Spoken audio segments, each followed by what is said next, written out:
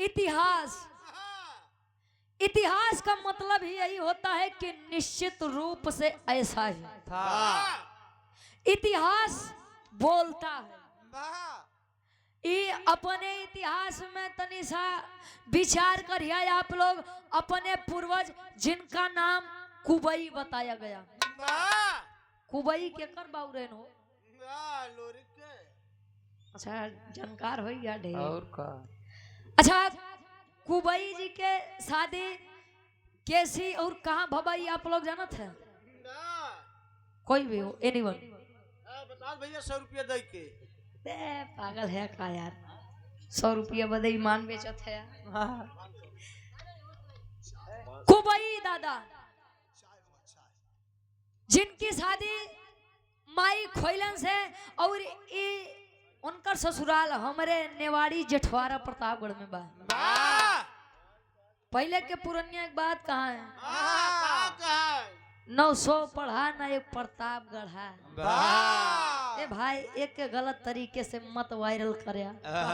हाँ नहीं तो कहे फिर ये हो कि अब प्रतापगढ़ लागत। हाँ भाई अब जैसे गुरुजी बतौबे भाई ना आप लोग इतना कलाकार है कि अब जान लो अब दू प्राणी के अलग अलग खटिया कह दे कि पहले के लोग काहे बदे कहाँ वो लोग जाने भाई हमके बीच में मत लाया कहे। अच्छा माई खोइलन और कुबई जी के बीच में दो लड़का लोरिक और समरू। अब लोरिक जी के कई शादी भरे लेकिन अच्छा पहले के राजा कई रानी रखे। गुरुजी पहले के राजा कई रानी रखे लेकिन आज जमाना बदल गया। आज के रानी 4-5 राजा रखे थे। वाह तुम्हार वाली कैटी रखे हुआ यार ना हो चाची हमार बड़ी ठीक है। अच्छा लोरिक जी और मजरी के बीच में गढ़गौरा में एक लड़का बा जिसका नाम अभोरिक बताया गया। अभोरिक देखा लोरिक तक तो कहानी आप लोग बड़ा सुना था। बड़ा अच्छे वीर थे उनके प्रेम की निशानी है वही पत्थर हाँ हो ढेर तमाम सारी बातें। तो उम्मीद करब कि हम कुछ रोचक चीज सुनाई। अब कभी जी वीरन खातिर एक लाइन सब पहले के पुरनिया आप लोग कहा कि जकरे जवानी आवत है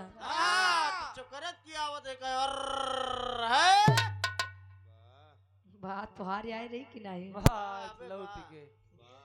कहा वो लोग कैसे हिया एक लाइन मिजाजी गजल लगत बा कैसे।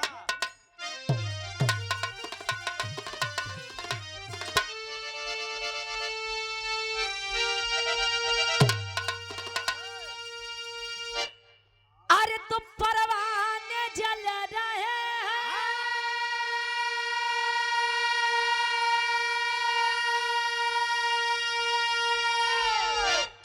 तो परवाने जल रहे हैं तेरे इश्क में तमाम। अरे जानम आए हाय अरे जानम जरा इस आग में अरे जानम जरा इस आग में अरे खुद को जला के दे जानम जरा इस आग में खुद को जला के दे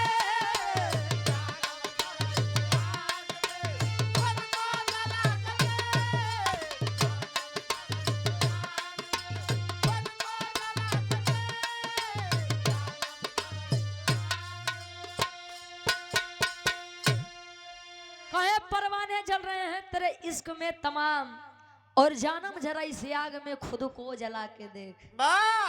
वो जवानी का गुरुजी जेमा प्रेम नहीं हो बाहर प्रेम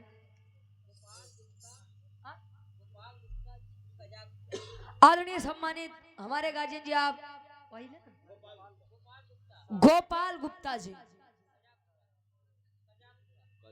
कजाकपुरा से मेरे पूज्य गार्जियन जी के द्वारा 500 रुपए आशीर्वाद के सारे कि हम बच्चे अपनी कला में कामयाब रहे। देखिए वीर चाहे पहले के हो और वीर चाहे आज के हो वो वीरन खातिर कभी जी एक लाइन लिखा था कैसे।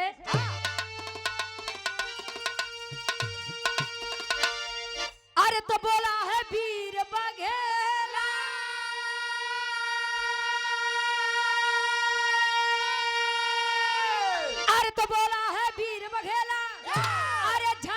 हिला के देख, अरे हट जाएगा समर से, अरे हट जाएगा समर से, अरे तो पंजा मिला के देख, हट जाएगा समर से, अरे पंजा मिला के देख। क्या बात है, अरे पंजा मिला के देख।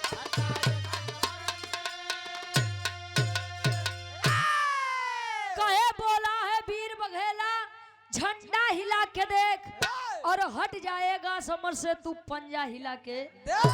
एक बात मेरी आप लोग जान लीजिए, हर घर में वीर पैदा नहीं होते तो हर घर में माँ वीर पैदा भी नहीं करती है। क्या गुरुजी?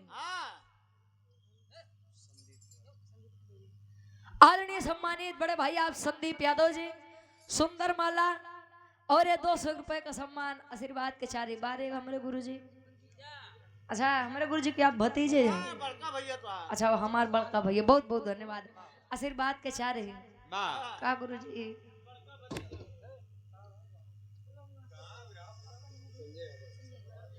आदरणीय बड़े भाई संजय यादव जी, ये हमारे विजयलाल गुरुजी के आप बड़े भतीजे हैं, बड़े भतीजे हैं और हमारे धर्म के बड़े भाई हैं। बहुत बहुत धन्यवाद। सुंदर माला रे 200 रुपए का सम्मान, चरणों में कोट कोट नमन है। सम्राट स्टूडियो के मलिकार साहब। अच्छा अच्छा पूरा परिवार हमारे गुरुजी के आप भांजे साहब और हमारे बड़े भाई मनीष भाई, ये 500 रुपए का सम्मान, चरणों में कोट कोट नमन है गुरुजी। बहुत बहुत धन्यवाद बा। अब कहानी बात क्या कर कैसे बा, कहानी कभी जी लेते हैं जौहरी के भाव बा।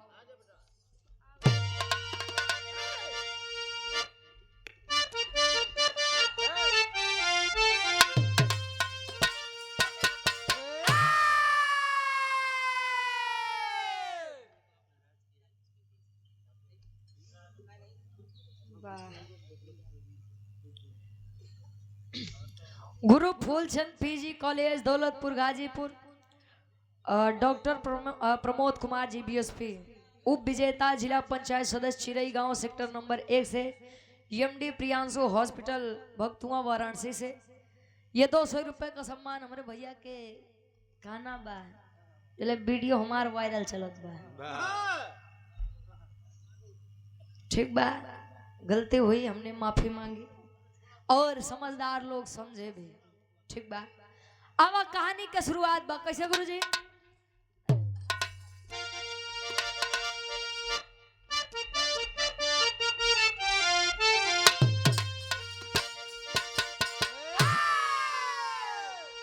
अरे तो एक दिन मजरी माता से भोर की आके बोला, कब से तुम हो मां सोई, अरे अब तायखिया खोला, है पिताजी मेरे सानी,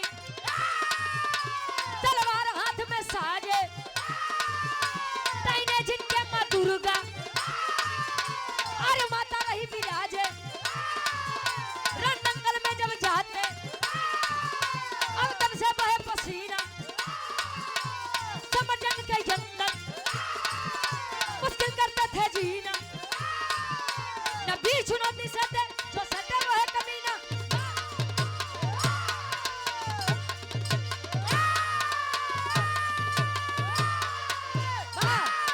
क्या बात है, ठीक बात। कहानी के तनी समझ ला, ढेर उछला कूदम मत। बेकार हो जाएगा। हाँ आवाजे से भी रस लगा लो, वो सबसे बढ़िया बा। ढेर कूदबा ने पता लाग नीचे चला जाबा। हाँ तो हम तो ही डर के मारा भाई, ठीक बा आवाजे से भी रस लगावा। कहानी का तनी आप लोग समझ ला। गढ़गौरा के वीर वीर लोरी का मजरी माई के बीच में एक लड़का वीर भोरी वीर लोरी की संसार को अलविदा कहकर गए। अच्छा देखिए, ये दुनिया का काट सकते हैं, आया है सो जाएगा राजा रंग फकीर, और कोई विमान पे चढ़ चला कोई बोधा जात जंजीर, जो आया है उसे जाना है। वीर लोरी की संसार से गए वीर भोरी बाल्यावस्था से जब किशोरावस्था में प्रवेश किया, मतलब लड़किया से जब वो करे जवानी आए, तो जैसा आप लोग जाना था बिरलोरी माई दुर्गा के बड़ा बरियार भक्त रहे। तभी अभोरी भी अपने बाबू के जैसा रोज माई दुर्गा के चौरा पे जाए बेचारा, दिन रात पूजा अर्चना बिनती इबादत करे। तो एक दिन प्रश्न करत बा, माँ अये माँ, मैं इतने दिन से लगातार आपकी भक्ति निस्वार्थ भावना से करता आ रहा हूँ। मेरे पिता बिरलोरी जब भी आपको खून की जरूरत पड़ी अपने जंघे का खून पिला करके संतुष्ट करने का काम किए हैं। ए माताजी, हम उन्हीं के लइका ही, आखिर हमार विनती काहे नहीं स्वीकारी जात बा। माँ दुर्गा प्रकट हुई, बोली बेटा प्रसन्न मैं तुझसे हूँ लेकिन मैं दुखित हूँ। किस बात से? कहीं दुखित मैं इसलिए हूँ क्योंकि पिता बिरलोरी तुम्हारे मेरे बहुत अनन्य भक्त थे बाबा, और आज भी उनकी आत्मा भटक रही है। कहीं मतलब कि अभी उनका पिंडदान नहीं हुआ है। ये हमारा वेद शास्त्र कहता है कि जब तक हम अपने पूर्वजों का पिंडदान नहीं करते तब तक आत्मा भटकती है। तले जाई के आया है गढ़गौरा में माई मजरी से वीर अभोरी, लोरी के लइकवा वीर अभोरी मजरी माई से एक प्रश्न करत बा। कौन प्रश्न करे गुरुजी? एक लाइन गीत लगत बा।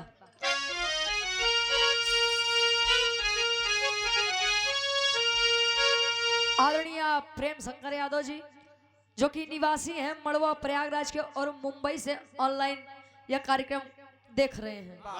हमारे गार्जियन जी के द्वारा ऑनलाइन पुरस्कार आया है 500 रुपए। चरणों में कोट कोट नमन है, आशीर्वाद के चाह रहे हैं। एक गीत के विरहा सम्राट वीर रस के जाने माने कलाकार गुरुजी आप रामदेव गुरुजी गावे। कैसे गावे?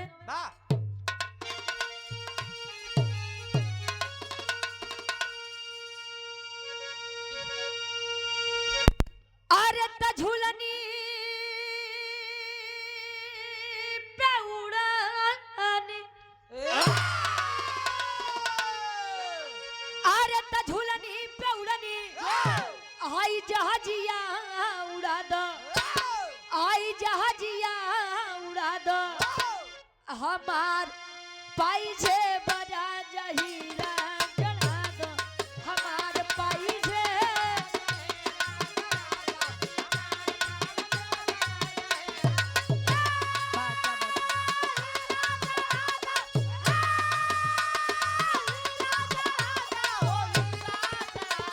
हमार पाई जे बड़ा जहीरा जला दो, हमार पाई जे।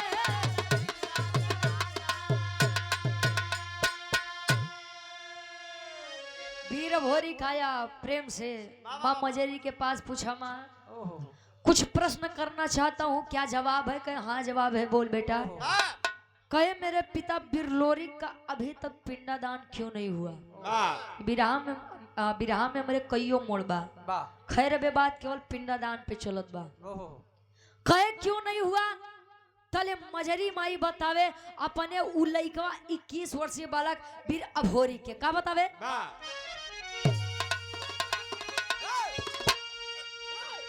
अरे तबीरताई क्या हमारे, अरे तबीरताई क्या हमारे तिलकिया लगावा, अरे हमार माई हमके रण में पठावा, हमार माई।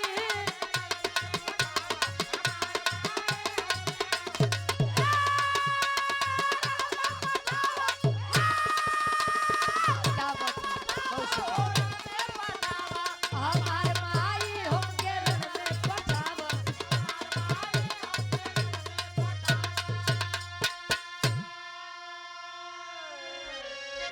कहे बाढ़ल गुमान बाटे अब दुश्मन के भारी, मिटाऊ खानदान बाटे पूरी तैयारी।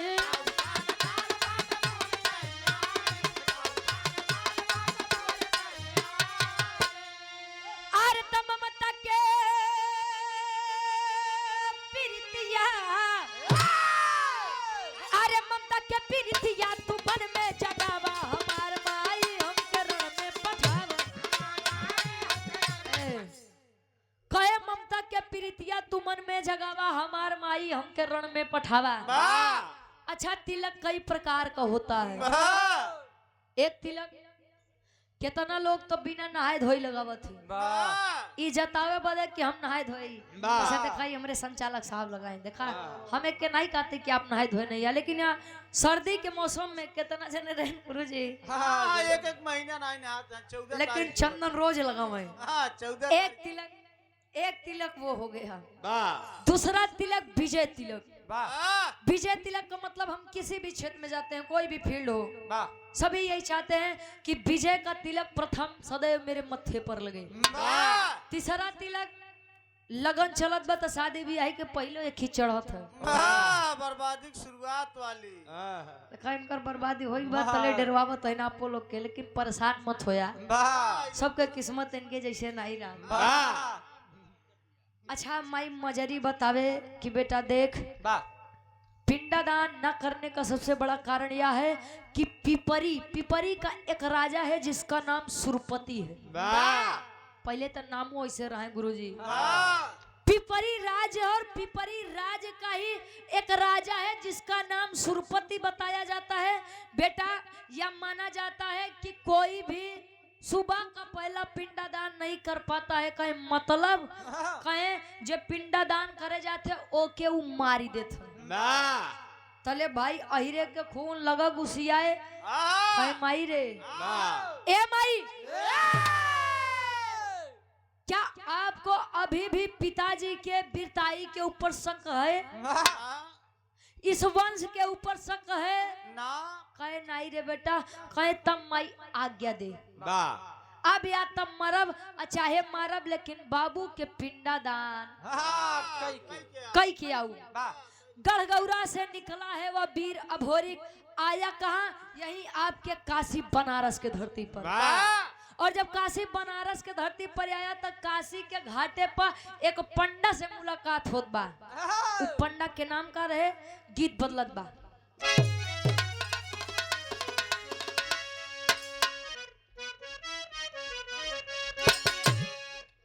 अरे जब से गवनवा पहले शादी ब्याह हो तो गौना 3 साल 5 साल 7 साल 9 साल 11 साल 13 साल 15 साल। हाँ ठीक बा, तू ढेर जानकार है। तले इतना दिन रहा, लेकिन यहाँ शादी होत बा तो सीधे विदाई। तो जब गवना के दिन रखा है तो दुल्ही बेचारी बड़ा डेराए, पता नहीं हमें दुल्हा कैसे मिली। मोछ वाला मिले बिना मोछ वाला, ओहो पता नहीं सास ससुर कैसे मिली है, लेकिन ये आज के सास ससुर डराते हैं हमका पतो हो कैसे मिली। पता नहीं महीना 6 महीना लइकवा के साथ राय दे कि अलगवाई दे। अच्छा ओनहु से ज्यादा रहते भैया लोगन के बाद, पता नहीं महीना 2 महीना जिए दे कि नीला डरा में कुछ लोग अभी रह गए। दिखाई हमारे मंजीत भैया टारत है, दिखाई न कि हल्दी कब लागी। अच्छा वो गवना के दिन रखा था तू लइकिया अपने सखी सहेली से अपन डर व्यक्त करत बा कैसे?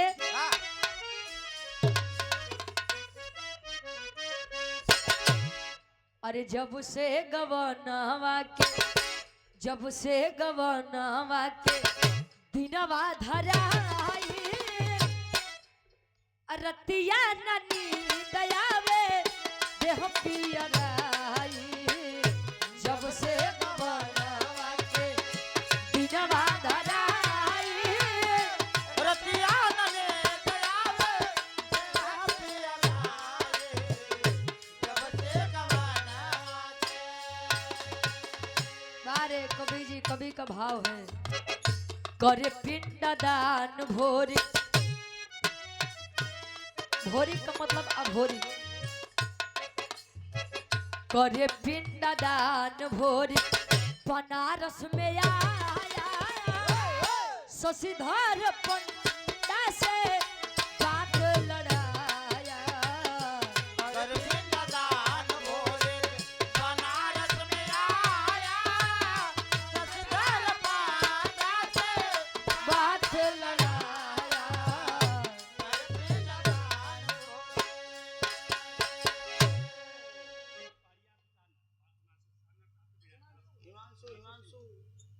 हिमांशु सिंह जी पहाड़िया सारनाथ से हमारे गार्जियन जी बड़ा हमारा बिरहा सुनते हैं सोशल मीडिया पे। यह सुंदर माला और ये 500 रुपए का सम्मान आशीर्वाद के चारे कि हम बच्चे अपनी कला में कामयाब रहे। कहे करे पिंडादान भोरिक बनारस में आया और शशिधर पंडा से बात लड़ाया। मुलाकात हुई एक पंडा से जिनका नाम शशिधर पंडा बताया गया। शशिधर पंडा मिले, कहे बेटा लइकवा सुबेरे सुबेरे घाटे पे कैसे हो। तो लगा पूछे कि बेटा सुबह सुबह यहाँ पर आने का क्या कारण है। कहे मैं गड़गौरा से आया हूँ, बिरलोरी का बेटा हूँ। तो शशिधर पंडा लगे तारीफ पे तारीफ करे। अरे जिया बेटा बा बेटा बा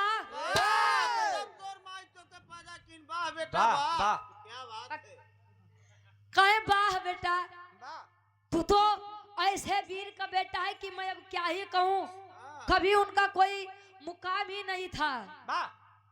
कहे का करे आए यार, कहे जेकर बखान करत है अपने बाऊ बिरलोरी के पिंडदान करे बदे आए हैं।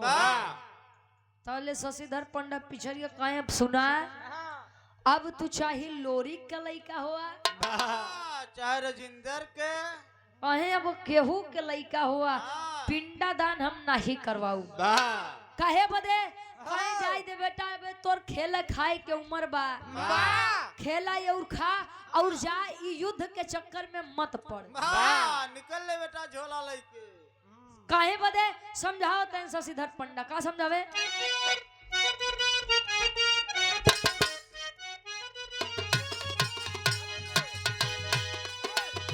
काहे पंडा पहिले पिंडदान करिए राजा।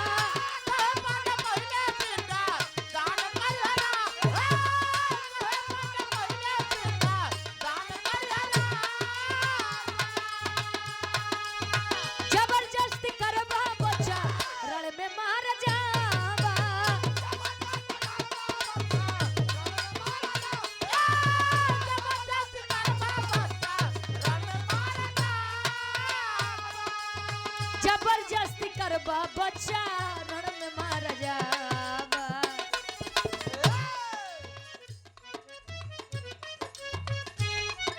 आकाश यादव सिंगर है। अच्छा ये गार्जियन जी के द्वारा 251 रुपए ईश्वर करे आपकी गायकी में 4 चांद लगे, यही हमारी कामना है। तब सुन के खबर भोरी, सुन के खबर भोरी तन में गुस्सा आया।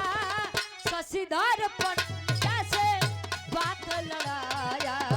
सुन के खबर तन में गुस्सा कहे सुन के खबर भोरी तन में गुस्सा आया और शशिधर पंडा से बात लड़ाया।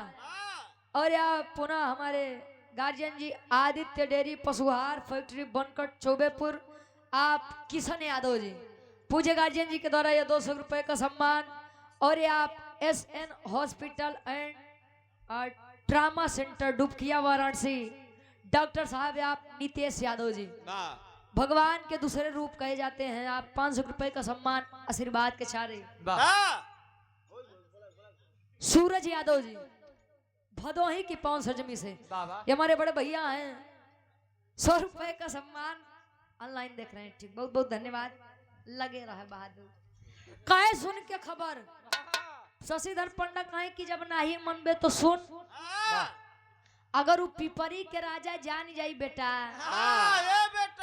सुरपति अगर जान जाई तो नहीं तोहे छोड़ी या नहीं हमें छोड़ी। बेटा हम अपने मेहरारू के कलौता मर्द हई तुमके भाड़े पे रख ले।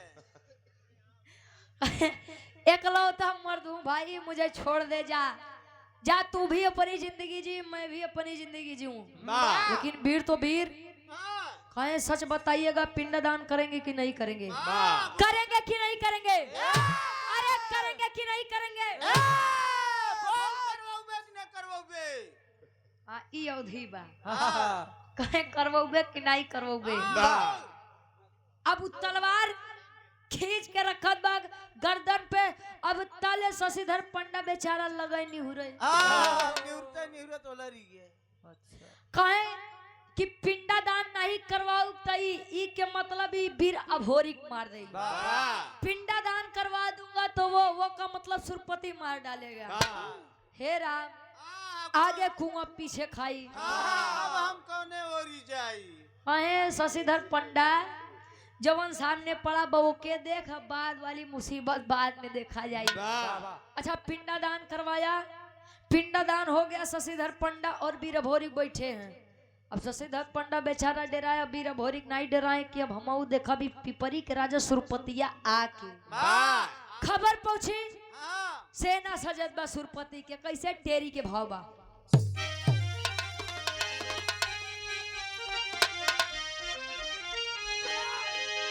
अरे राम जवानी जंगी जूझे जमके, अरे तो जवानी जंगी जूझे जमके, तलोरिक पूतिया भोरी कहे मिटाऊ हमके। अरे हो हमके, अरे हो हमके।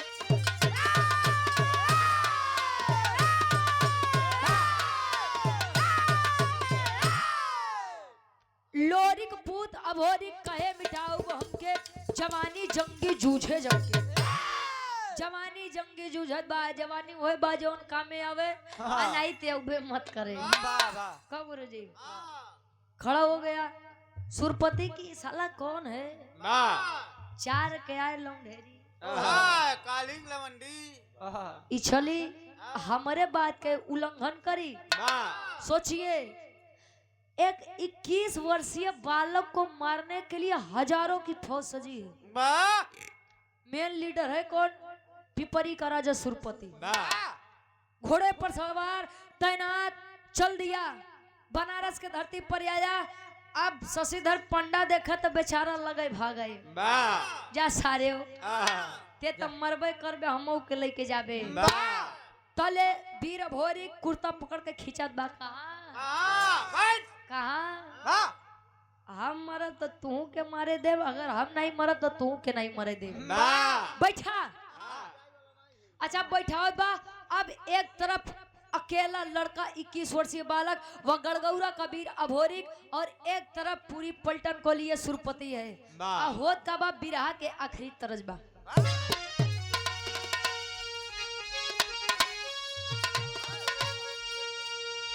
अरे सासु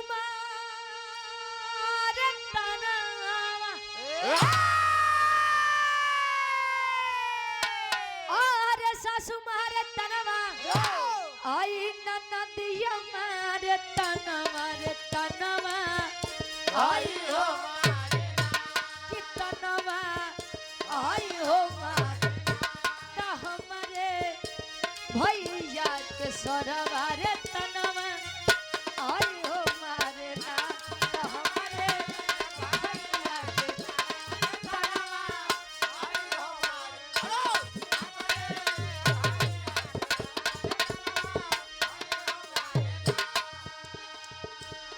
सासू मारे तनवा न नदियों मारे तनवा तनवा हाई हो मारे ना तो हमारे भैया के सरवा है।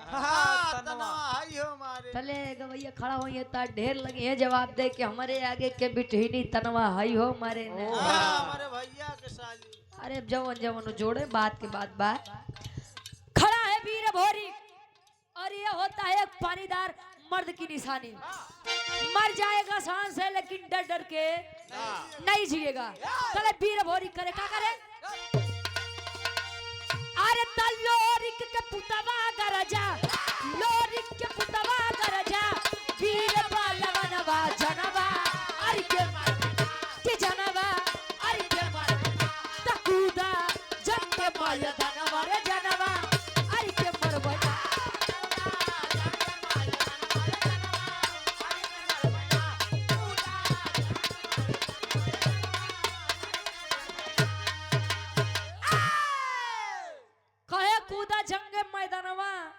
जनवा आरी के ले बना बताया ले बताओ थे और इतिहास कहता है कि जब वीर अभोरिक तलवार चलाए तो सैकड़न वीर ऐसे धराशायी हो।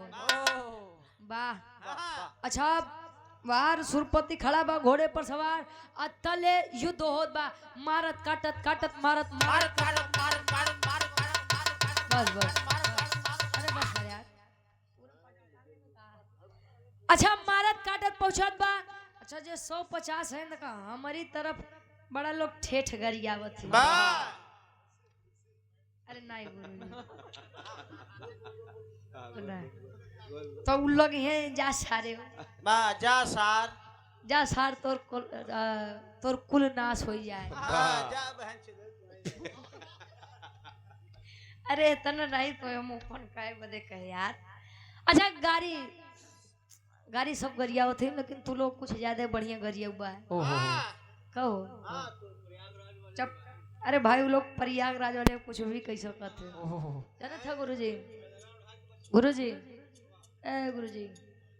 ये सब इतना चतुर है कि माघ मेला कुंभ मेला में जब गाय नहीं मिलते दान बदे तब बछवा के बोरा ओढ़ाई के लेके जाते बछवा के बछिया बनावत है। बार बहादुर वाह ये लोग प्रयागराज वाले ने ये दुनिया के पाप धोते हैं लेकिन अपन पाप नहीं धोते।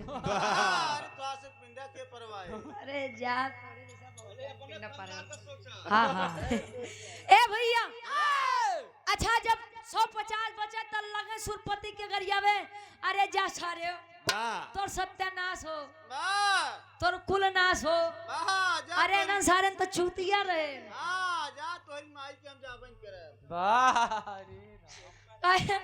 इन्हें सारे तो पागल रहे जो तोरे चक्कर में अपन जान गवाए। हम लोग इतना पागल नहीं यही हो और तू का है कहे। अच्छा यार होत बा तले जितना 150 है बेचारे सीधा सीधा लेटत है कि कैसे वीर अभोरिका जाने कि मर है नहीं तो भाई सही में मार दे। अच्छा गया और घोड़े पर के सवार सुरपति को लेकर आया खींच लिया नीचे उतर नीचे उतर साले तेरी माँ काट ले साले तेरा। अरे बहादुर ताव में का बोला था पहले ओके सोचा करा। हाँ जो सिमाई के होश मत खो भाई हाँ अब देखत तो है अब ओके बतावा ए भैया। अच्छा यहाँ लगे ताप वीर अभोरी सुरपति के मोहे पे करिखा पोताई के गदहा पे बैठाई के बनारस के ऐसा कोनो कोना नहीं बा जहाँ घुमाए न हो। अच्छा धोबी घाट कहाँ छोड़ी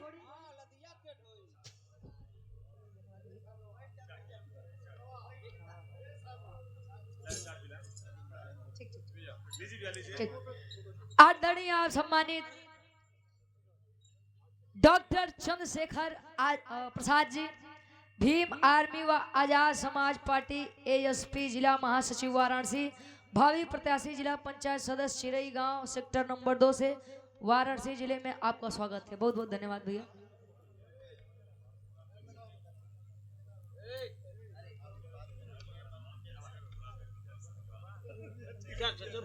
हमारे गार्जियन जी के द्वारा ये 500 रुपए का सम्मान आशीर्वाद के 4 सुंदर माला। ए भैया अच्छा ठीक इतनी बेइज्जती हुई। अच्छा जिसकी डंका और जिसका नाम हो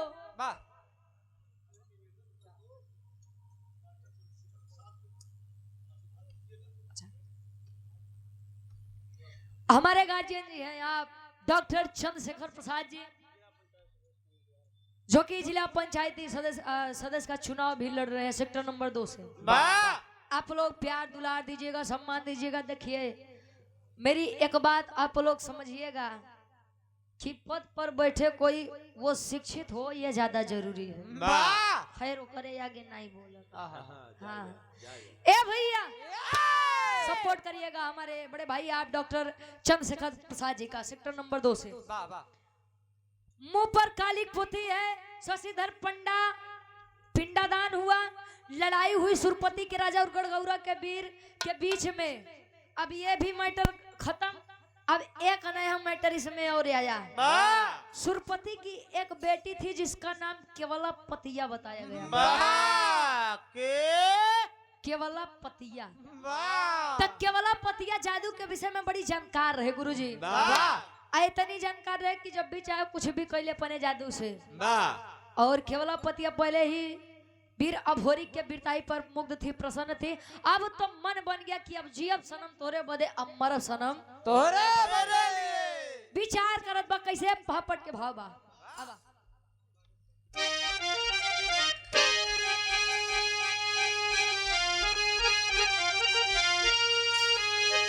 अरे तो आई केवला पतिया, अरे तो आई केवला पतिया बन हसीना जीना मुश्किल बा। अरे तो आई केवला पतिया बन हसीना जीना मुश्किल बा। तब बाप के इज्जत भोल काहे छीना जीना मुश्किल बा। बाप के इज्जत भोल बाप के इज्जत भोल काहे छीना जीना मुश्किल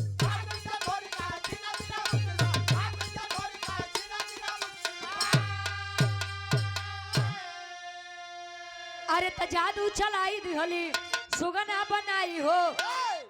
अब पिजरा में कैद करके पिपरी लेके आई हो। अरे कहे कुंवारी जी अब नहीं, अरे कहे कुंवारी जी अब नहीं, तहरा बिना जीना मुश्किल बा। तब बाप के इज्जत भोरी के कहे अब छीना जीना मुश्किल बा। और आप भावी प्रधान पद के प्रत्याशी नरपतपुर से सुनील यादव जी के आप चाचा जी राम अवध यादव जी नरपतपुर से हमारे गार्जियन जी के द्वारा 500 रुपया आशीर्वाद के छारी के बच्चे अपनी कला में कामयाब रहे। आदरणीय सम्मानित गार्जियन जी आप बबली किन्नर जी जौनपुर से और पूज्य हमारे गार्जियन जी आप सुरेश जौनपुरी जी की बिरहा जगह के बड़े अच्छे कलाकार हैं। पूज्य हमारे गार्जियन जी के द्वारा ये हजारों हजार रुपए का सम्मान आशीर्वाद के छारे के हम बच्चे अपनी कला में कामयाब रहे। आई केवला पतिया तब मेहरारू की आदत होता गुरुजी, वो लोग इशारा में बड़ा बतिया थे। तो इशारा करे केवला पतिया बाबा उलैकवा के बा, यानी कि वीर अभोरी के बा जे हमारे बाबू के इतनी दिन के बनी बनाई इज्जत मिट्टी में मिला दिया। तले बाबा खुशी होई के देखावे अरे ये लइकवा बा, ये बा जोन तोरे बाबू के इज्जत लिए बा। तले केवला पति अपने जादू से वीर अभोरी को सुगना तोता बना करके अपने पिजड़े में कैद करके लेकर चली है। कहा? यही अपने पिपरी राज में। धीरे धीरे समय बीता था। अच्छा एक बात रहे गुरुजी, केवला पतिया दिन भर वीर अभोरी के सुगना के रूप में रखा है, लेकिन जैसे रात हो तैसे ने मर्द के रूप दे दे। काहे बदे? जबरदस्ती प्रेम करना चाहिए। प्रेम नहीं जनता का कहाँ मिलत है? जन्म मत कर वाह। काहे? प्रेम का मतलब जबरदस्ती प्रेम करना चाहे तो ले वीर अभोरी कहे कि ये लड़की आए लड़की अरे तुझसे मैं इस प्रकार प्रेम कर लूं।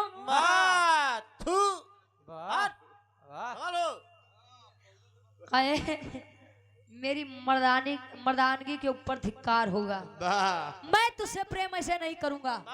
अच्छा धीरे धीरे समय बीतत बा तो वहां गढ़गौरा में माई मजरी के अपने लइकवा वीर अभोरी के चिंता सतावत बा।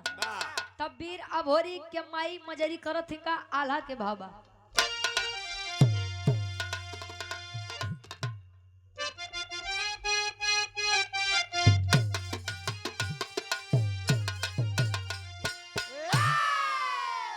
अरे तड़ पेली मजरी माता गौर के नगरिया,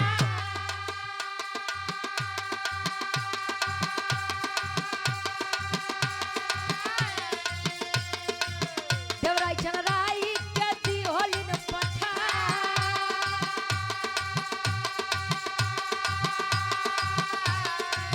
धीरे धीरे आई गईले काशी के धरती जा।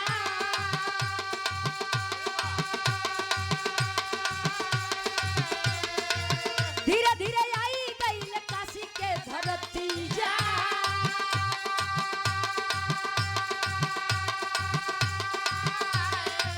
शशिधर पंडा हो गई लन बेटा,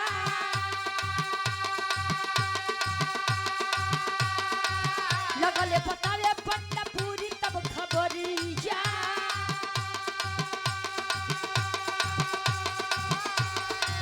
लगले बतावे पंडा पूरी तब खबरी जा।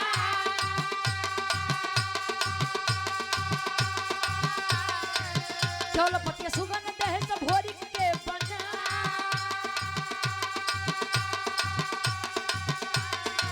जमुन के बोलाई लियोले तू नहू हो बीरावा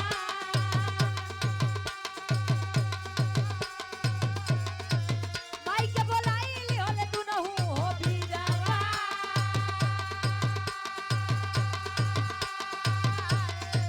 झूमी झूमी जोगी बन के भजन गाएगा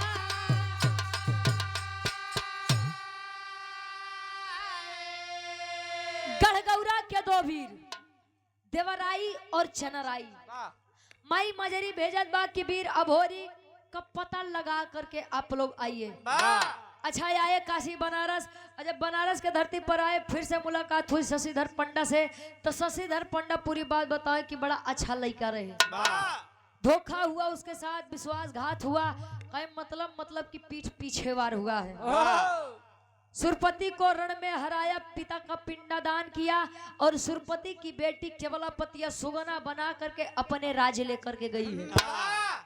अच्छा देवराई चनराई तुरंत जमुनी माता को बुलाए जोगी बन करके तीनों लोग भजन गावत हैं भजन गावत गावत पहुंचे थे पिपरी के राज अब पिपरी के राज दरबार में भजन होत बा गुरुजी भजन होत बा और ऊपर केवलापतिया सुगना ली है यानी वीर अभोरी के काए हमार सैया ए हमार राजा ये हमार पोपो वाह काए आवा चला लई क्या है बा नीचे अजय से पिजरा रखत बा माई जमुनी कहियो हो बेटा ये भोरी हाँ माते वहां पर फंसे हो हाँ माई मैं परेशान मत हो बेटा निकालेंगे बाहर केवल पतिया भजन में मस्त बा और यार माई जमुनी अपने जादू से सुगना रूपी वीर भोरी के फिर से मर्द रूपी शरीर मिलत बा जब शरीर मिले केवल पतिया लगे इधर उधर देखे कि कैसे भा अतले माई जमुनी अपने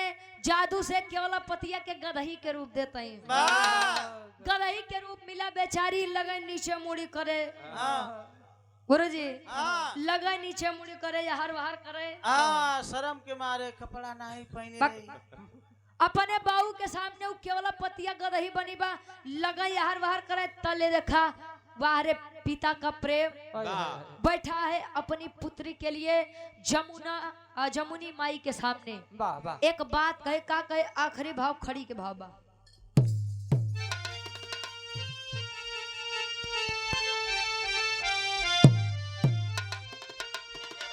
जमुनी के अरे तमाने गलती जमुनी के हाय चरनिया धई के तमाने गलती जमुनी के हाय चरनिया धई के आमाई भाई तू बहिनी वचनिया कही के हमार भाई तो बहिनी वचन क्या बात है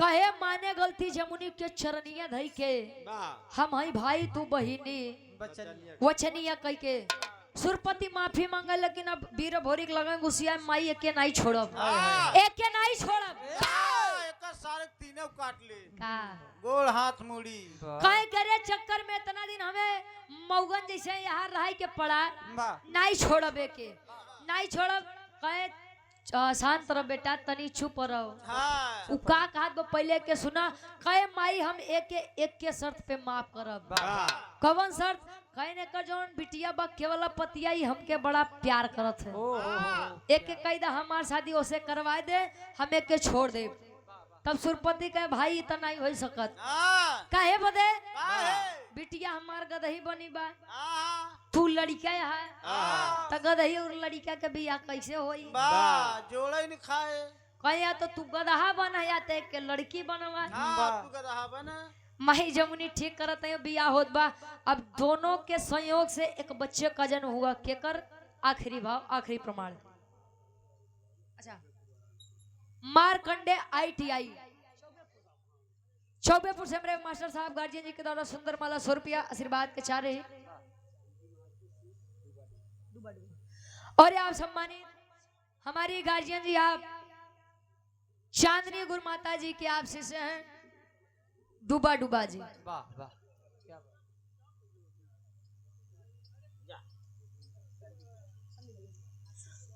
और आप हमारे धर्म के गार्जियन जी संदीप यादव गार्जियन जी, अच्छा, और ये आशीष यादव बड़े भाई, आपके द्वारा ये हजारों हजार रुपए का सम्मान आशीर्वाद के चाह रही। अच्छा, वही भी सभा में शादी होत बा, कैसे? अरे केवल पतिया भोरी के हो गईली हो शादी, तस्यु भोरी पैदा भइले पिपरी मिली आजादी।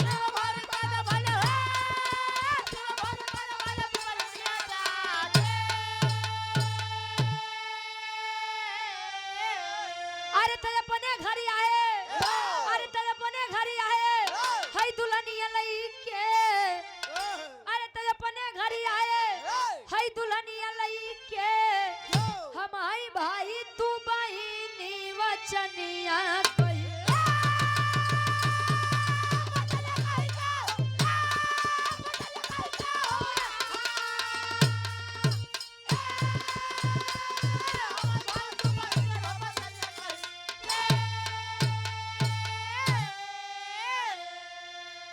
केवला पतिया भोरी के हो गईली हो शादी, तो शिव भोरी पैदा भइले पिपरी मिली आजादी।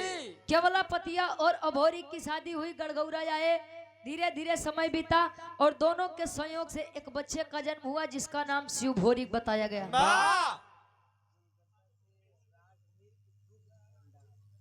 राज मिल्क दुग्ध भंडार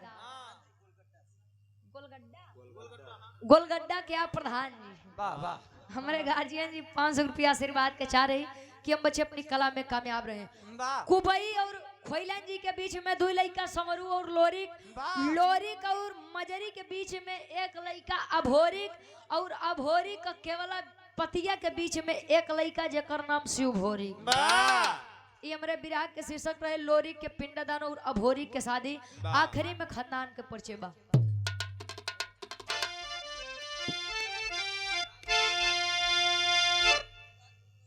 गुरु बिहारी गुरु गणेश गुरु रामलाल मुर्बाद का।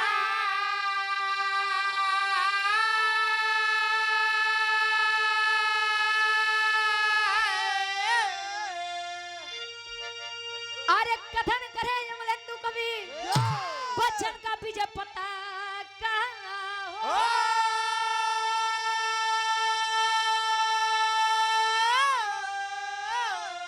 अरे तजवानी जंगी जूझे जम के, ग्वाला वंशी रुचि बरी का ना पे पानी, जवानी जंगी जूझे जम के, ग्वाला वंशी रुचि बरी का ना पे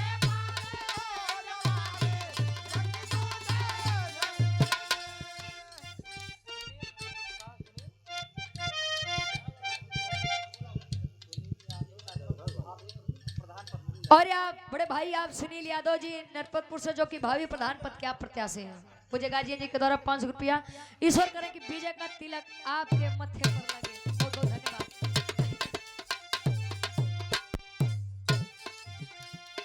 दुनिया का मेले में लड़की अकेली सुन है नाम उसका, दुनिया का मेले में लड़की अकेली सुन है नाम लड़के अकेले साथ नाम उसका। आँख उसकी कटारी बलनागन है कारी,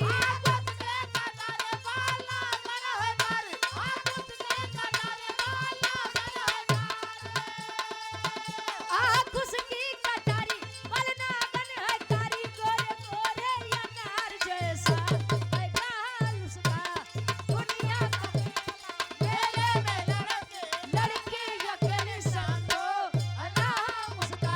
अरे दुनिया का मेला मेले में लड़की अकेली रुचि।